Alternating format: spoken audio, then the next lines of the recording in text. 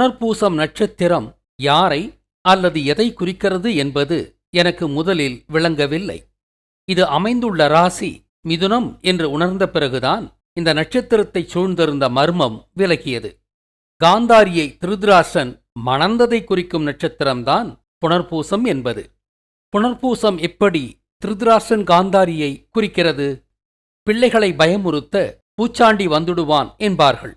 பூச்சாண்டி என்பது பிள்ளைகளின் அட்ரினோக்ரோம் ரத்தம் குடித்தவனும் நரமாமிசம் உண்டவனுமாகிய பரசுராமனை குறித்த சங்கேதச் சொல்தான்.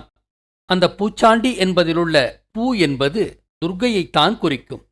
சண்டி என்பது சண்டிகேஸ்வரனாகிய பரசுராமனை குறிக்கும். ஆக பூ பிளஸ் சண்டி, பூச்சண்டி, பூச்சாண்டி. ஆக எப்படி பூச்சாண்டியிலுள்ள பூ துர்க்கையை குறிக்கிறதோ அதேபோல புனர்பூசத்திலுள்ள பூ காந்தாரியைத்தான் குறிக்கும். ஆக காந்தாரியை திருதராஷ்டிரன் புணர்ந்ததைத்தான் புனர்பூசம் நட்சத்திரம் குறிக்கிறது. இந்த நட்சத்திரம் அமைந்துள்ள மிதுன ராசியும் இவர்களைத்தானே குறிக்கிறது. ஆக இந்த நட்சத்திரம் காமத்தோடு தொடர்புடைய நட்சத்திரம்தான். அதனால்தான் காந்தாரியை காமாட்சி என்று அழைக்கிறான் பிராமணன். காமத்தை பயன்படுத்தி திருதராஷ்டிரனின் ஆட்சியில் பங்கு கொண்டவள்தானே காந்தாரி. தனது மனைவியான காந்தாரியை தனது சகோதரி என்று சொல்லி திருதராஷ்டிரனுக்கு மனம் முடித்துத்தானே திருதராஷ்டிரனின் இரும்பு உருக்காலையை எக்ஸ்சேஞ்ச் டீல் மூலமாக தனதாக்கிக் கொள்கிறான் சகுனி. இந்த நட்சத்திரம் காந்தாரி திருதராஷ்டிரனைத்தான் குறிக்கிறது என்பதை நான் உறுதியாக தீர்மானிக்க உதவியவை 2 காரணிகள். ஒன்று, இந்த நட்சத்திரத்தின் சின்னமாகிய வில்லும் அம்புராத்தூணியும் சொல்லும் ரகசியம். 2, மிதுன ராசியின் தலைப்பகுதியின் கேஸ்டர் அண்ட் போலக்ஸ் என்ற உடுக்களாலான நட்சத்திரம்தான் புனர்பூசம் என்ற செய்தி. இங்கு கேஸ்டர் என்பது இரும்பை உருக்கி கேஸ்டிங் செய்த திருதராஷ்டிரனை குறிக்கிறது. போலக்ஸ் என்பது காந்தாரியைத்தான் குறிக்கும். போல் த ஓட் என்ற சொற்றொடரைக் கொண்டு போலக்ஸ் என்பது காந்தாரியைத்தான் குறிக்கும் என்பதை புரிந்து கொள்ளலாம். புனர் என்ற சொல் செக்ஷுவல் யூனியனையும் பூசம் எனும் பூவை குறிக்கும் சொல் காந்தாரியையும் குறிக்கிறது. இதன் மூலம் இந்த நட்சத்திரம் திருதராஷ்டிரன் காந்தாரி இணையரை குறிக்கிறது என்பது புரிகிறது. ஆணும் பெண்ணும் புணர்வது இயல்புதான் என்றாலும் தமிழனான திருதராஷ்டிரனும் யூதரான காந்தாரியும் புணர்ந்தது மகாபாரத போருக்கே காரணமாக இருந்ததால்தான் இவர்களை ஒரு ராசியாக மட்டுமல்லாமல் இவர்களின் புணர்ச்சியை ஒரு நட்சத்திரமாகவும் கூட நினைவு கொண்டார் திருமால். புணர்ச்சி காமத்தை குறிப்பதால்தான் இந்த நட்சத்திரத்தின் அடையாளமாக வில்லும் அம்புராத்தூணியும் உள்ளது. இது 2ம் காமத்தோடு தொடர்புடைய சங்கேத பொருட்கள். காமத்தோடு எப்படி வில் தொடர்பு கொள்கிறது என்கிறீர்களா? உதடு காமத்தை வெளிப்படுத்தும் அங்கமல்லவா? ஆனால் உதட்டின் மேல் பகுதி வில் போன்ற வடிவில்தானே உள்ளது. அதனால்தான் காமனின் ஆயுதமாக வில் காட்டப்படுகிறது. திருமால் உதடு என்ற வில்லை மட்டும்தான் இந்த நட்சத்திரத்தின் சின்னமாக சொல்லியிருக்க வேண்டும். இதோடு அம்புராத்தூணியையும் இணைத்து அதை புனர்பூச நட்சத்திரத்தின் புதிய சின்னமாகச் செய்தவன் பிராமணனாகத்தான் இருக்க வேண்டும்.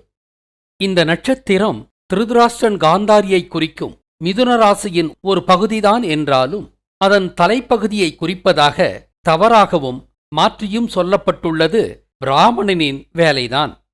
உண்மையில் புனர்பூச நட்சத்திரம் மிதுன ராசியின் இடுப்புக்கு கீழுள்ள பகுதியைத்தான் குறிக்கும். ஏன் மாற்றிச் சொன்னான் பிராமணன்?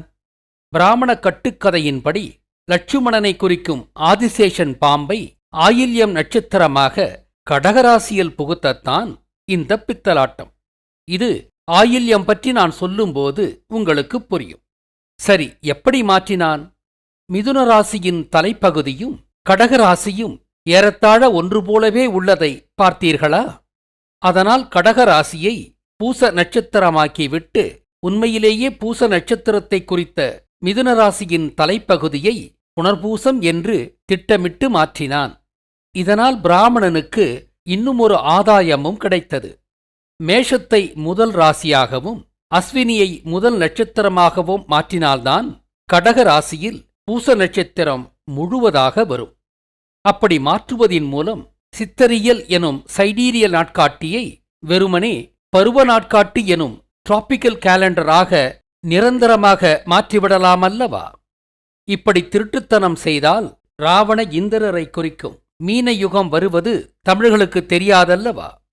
இந்திய அரசின் அதிகாரபூர்வ சாக்கா நாட்காட்டியும் இப்படித்தானே டிராபிக்கல் காலண்டராக திட்டமிட்டு மாற்றப்பட்டுள்ளது.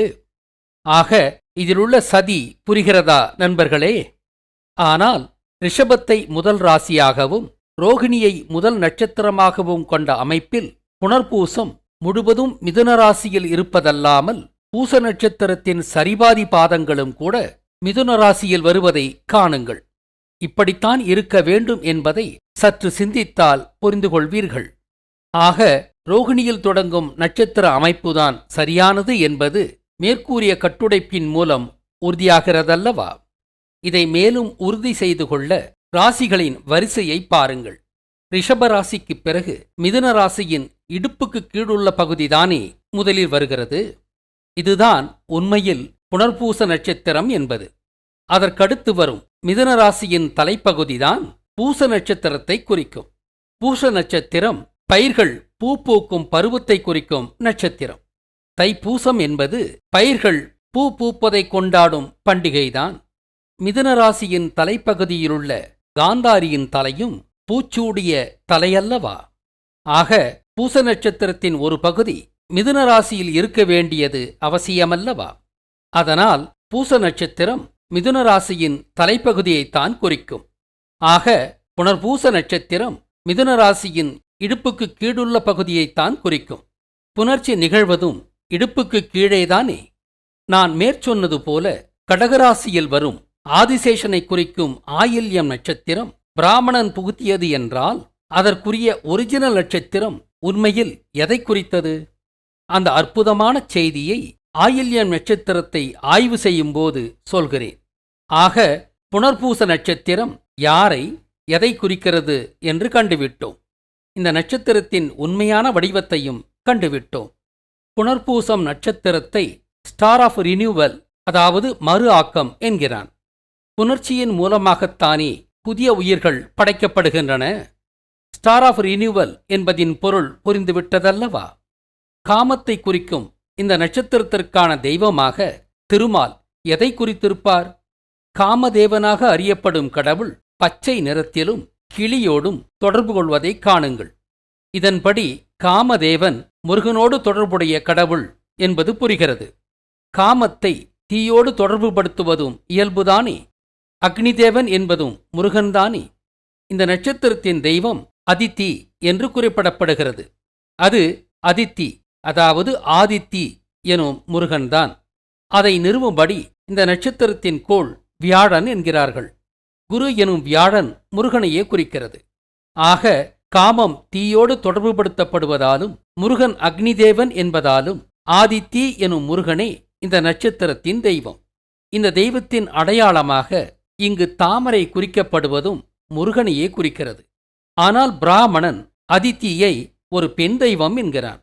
காந்தாரி என்பது காமாட்சி என்ற பிராமணனின் தெய்வம் என்பதாலும் அவள் கைப்பற்றிய இரும்பு உருக்காலை தீயோடு தொடர்பு கொள்வதாலும் பிராமணன் காந்தாரியைத்தான் அதித்தி என்கிறான். அதித்தியின் கணவன் காசியப்பன் என்கிறான். காசியப்பன் என்பது இரும்பை காய்ச்சிய திருதராஷ்டிரனை குறிக்கிறது. இந்த படத்தை பாருங்கள். அதித்தியை நமது மும்மூர்த்திகளின் தாய் என்கிறான், பார்த்தீர்களா? காந்தாரி எப்படி நமது மும்மூர்த்திகளின் தாயாவாள்? வரலாற்று ரீதியாக மகாபாரத காந்தாரிதான் ஆப்ரஹாம் சாராவுக்கும் பரசுராம் துர்க்கைக்கும் மூத்தவள். மேலும் காந்தாரிதானே யூதனின் லட்சுமி.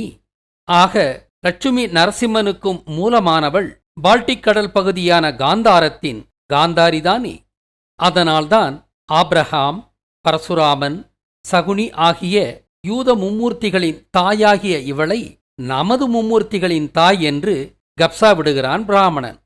இந்த நட்சத்திரம் திருதராஷ்டிரன், சகுனி, காந்தாரி, காமம், சொத்து அபகரிப்பு, அரசாட்சி ஆகியவற்றை குறித்து உள்ளதால் இந்த நட்சத்திரக்காரர்களின் குணங்களும் இவற்றைச் சார்ந்தே இருக்க வாய்ப்புள்ளது. ஆனால் இதையும் சாதகமாக மாற்றிக்கொண்டு புகழும் வெற்றியும் கொண்ட மனிதராக வாழ முடியும். ஆக சரியில்லாத நட்சத்திரத்தில் பிறந்தவர்களை சரியில்லாதவர்களாக மட்டுமே பார்ப்பது தவறானது. ஒவ்வொரு நட்சத்திரத்திற்கும் மனித முயற்சியின் அடிப்படையில் இரண்டு விதமான பலன்கள் உண்டு.